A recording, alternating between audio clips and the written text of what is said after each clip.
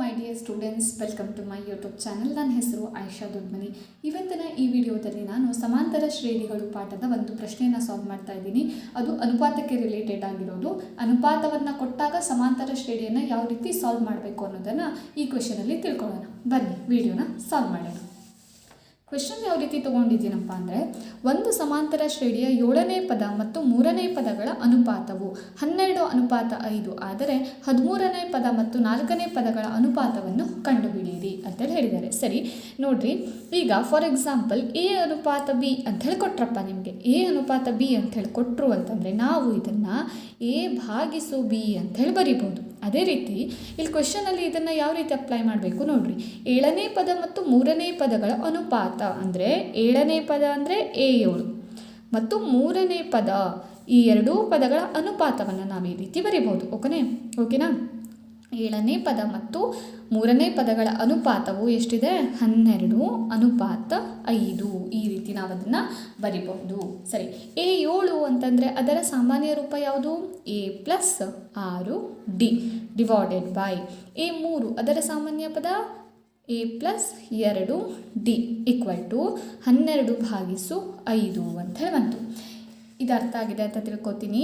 ಇದರ ಸಾಮಾನ್ಯ ರೂಪ ಇಲ್ಲಿ 7 ಕೊಟ್ಟಿದ್ದಾರಲ್ಲ, 1 ಕಡಿಮೆ ಮಾಡಿ ಬರೆದ್ರಾಯ್ತು.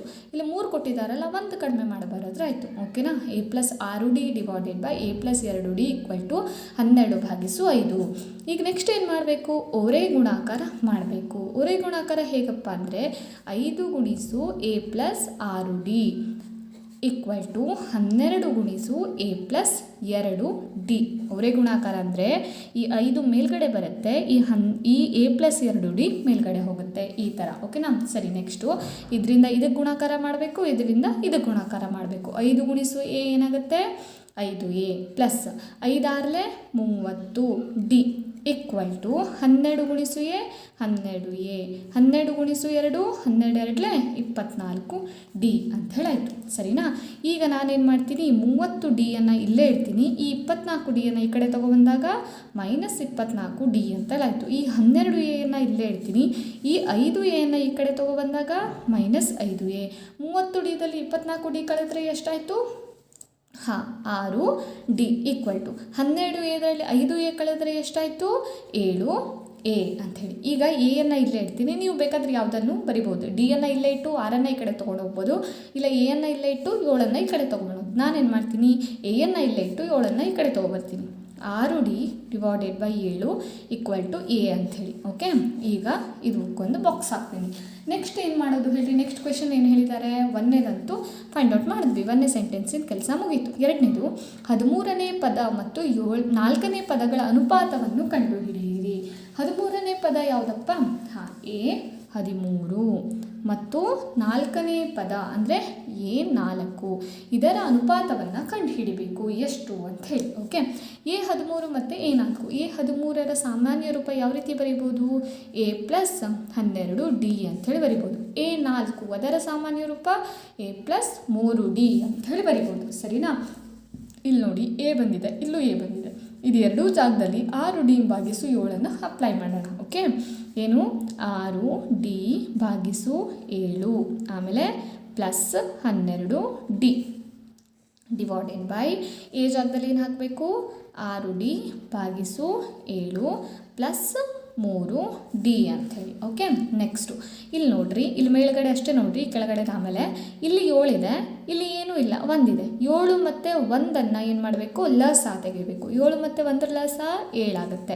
ಇಲ್ಲಿ 7 ಬರಬೇಕಂದ್ರೆ 1ರಿಂದ, ಇಲ್ಲೂ 1ರಿಂದ ಗುಣಿಸಿದ್ರೆ ಇಲ್ಲೂ 1, 6D × 1 6D ಪ್ಲಸ್ ಇಲ್ಲಿ 7 ಬರಬೇಕಂದ್ರೆ 7ರಿಂದ, ಇಲ್ಲಿ 7 ಗುಣಿಸಿದ್ರೆ ಇಲ್ಲೂ 7ರಿಂದ, 12 84D ಅಂಥೇಳಿ ಬಂತು. ಓಕೆ, ಡಿವೈಡೆಡ್ ಬೈ ನೆಕ್ಸ್ಟು ಇಲ್ಲೂ 7 ಇದೆ, ಇಲ್ಲಿ ಏನೂ ಇಲ್ಲ ಅಂದರೆ 1 ಇದೆ. 7 ಮತ್ತು 1 ಲಸ 7 ಆಯಿತು.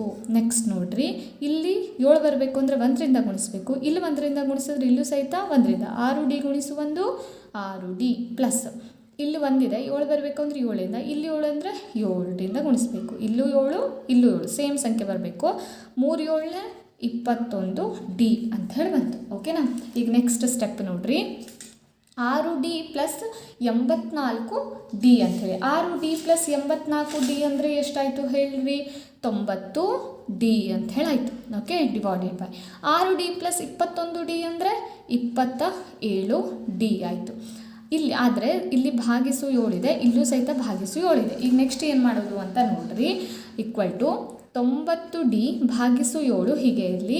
ಈಗ ಭಾಗಾಕಾರದಲ್ಲಿ ಮತ್ತೆ ಭಾಗಾಕಾರ ಬಂದಾಗ ಏನಾಗುತ್ತೆ? ಈ ಕೆಳಗಡೆದು ಮೇಲ್ಗಡೆ ಹೋಗಿ ವ್ಯುತ್ಕ್ರಮ ಆಗುತ್ತೆ. ಸೊ ಏನಾಗುತ್ತೆ? 7 ಭಾಗಿಸು 27D ಅಂತ ಹೇಳಾಗುತ್ತೆ. ಇಲ್ಲಿ 7 ಕ್ಯಾನ್ಸಲ್ ಆಯಿತು, ಇಲ್ಲೂ 7 ಕ್ಯಾನ್ಸಲ್ ಆಯಿತು. ಉಳಿದಿರೋದೇನು?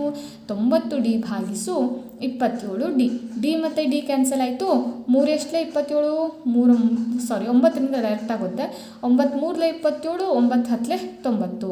ಹಾಗಾದರೆ A13 ಭಾಗಿಸು A4 ಅನುಪಾತ ಏನು ಬಂತು? 10 ಭಾಗಿಸು 3 ಅಂತ ಹೇಳಿ ಬಂತು. ಸರಿನಾ? ಹಾಂ, ಇದು ಇಷ್ಟು. ಹಾಗಾದರೆ ಉತ್ತರ ಏನು ಬರೀತೀರಿ? 13 ಮತ್ತು 4ನೇ ಪದಗಳ ಅನುಪಾತ ಈಕ್ವಲ್ ಟು 10:3 ಅಂಥೇಳಿ 10:3 ಅಂಥೇಳಿ ಬರೀಬೇಕು. ಸರಿ, ಇನ್ನೊಂದು ಸಲ ಈ ಕ್ವೆಶನ್ ಎಕ್ಸ್ಪ್ಲೇನ್ ಮಾಡ್ತೀನಿ ನೋಡ್ರಿ ಯಾವ ರೀತಿ ಮಾಡಬೇಕು. ಅವರು ಸೆಂಟೆನ್ಸಲ್ಲಿ ಕೊಟ್ಟಿದ್ದು 7ನೇ ಪದ ಮತ್ತು 3ನೇ ಪದಗಳ ಅನುಪಾತ A7 ಭಾಗಿಸು A3. ಈ 2 ಪದಗಳ ಅನುಪಾತ ಎಷ್ಟು? 12/5. A7 ಅಂದರೆ ಏನಂತ ಬರಿಬೋದು? A plus 6D. A3 ಅಂದರೆ A ಪ್ಲಸ್ 2D. ಇಲ್ಲಿ 12/5 ಹಾಗೆ ಇದೆಯಾ? ಒರೆ ಗುಣಾಕಾರ ಮಾಡಿದಾಗ ಈ ಥರ ಬರುತ್ತೆ. ಈ 5 ಮೇಲೆ ಹೋಗುತ್ತೆ, A ಪ್ಲಸ್ 2D ಮೇಲೆ ಹೋಗುತ್ತೆ. 5A plus 5 30D. 12A plus 12 24D. Okay, 30D ಈ 24. ಅಂದರೆ ನೀವು ಬೇಕಾದರೆ ಇಲ್ಲಿ ಎಯನ್ನು ಹೀಗೆ ಇಟ್ಟು ಈ 12ಅನ್ನು ಈ ಕಡೆ ತೊಗೊಬರ್ಬೋದು, ಇಲ್ಲಿ 24ಅನ್ನು ಹಾಗೆ ಇಟ್ಟು ಈ ಡಿಯನ್ನು ಆ ಕಡೆ ತೊಗೊಂಡು ಹೋಗ್ಬೋದು. ಏನೂ ಪ್ರಾಬ್ಲಮ್ ಇಲ್ಲ, ಸೇಮ್ ಆನ್ಸರ್ಸೇ ಬರುತ್ತೆ. ಓಕೆನಾ? ಸರಿ, ನಾನೇನು ಮಾಡ್ತೀನಿ, ಪ್ಲಸ್ ಸೈನ್ ಬಂದುಬಿಡಲಿ ಅಂಥೇಳಿ ಆ ಥರ ಮಾಡಿದೆ ಅಷ್ಟೇ.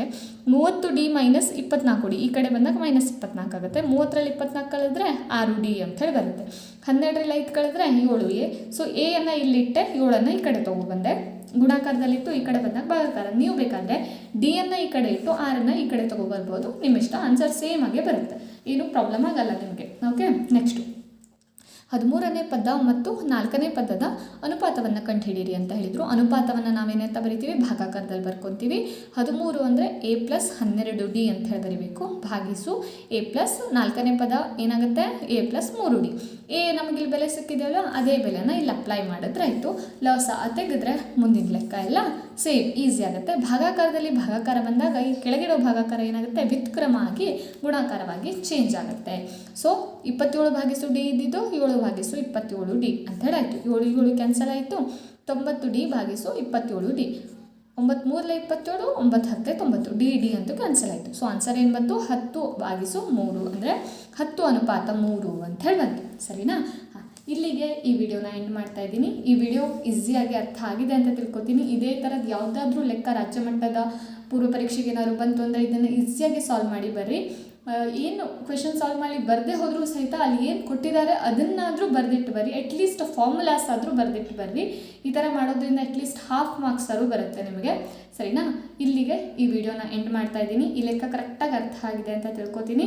ಈ ಲೆಕ್ಕ ಏನಾದರೂ ಇಷ್ಟ ಆದರೆ ನಿಮಗೆ ಲೈಕ್ ಮಾಡಿ, ಇದೇ ರೀತಿ ನಿಮ್ಮ ಫ್ರೆಂಡ್ಸಿಗೆ ಇದನ್ನು ಶೇರ್ ಮಾಡಿ, ಮತ್ತು ಚಾನಲ್ನ ಸಬ್ಸ್ಕ್ರೈಬ್ ಮಾಡೋದು ಮಾತ್ರ ಮರಿಬೇಡಿ. ವಿಡಿಯೋನ ಕೊನೆಯವರೆಗೂ ನೋಡಿದ್ದಕ್ಕೆ ಥ್ಯಾಂಕ್ ಯು ಸೋ ಮಚ್.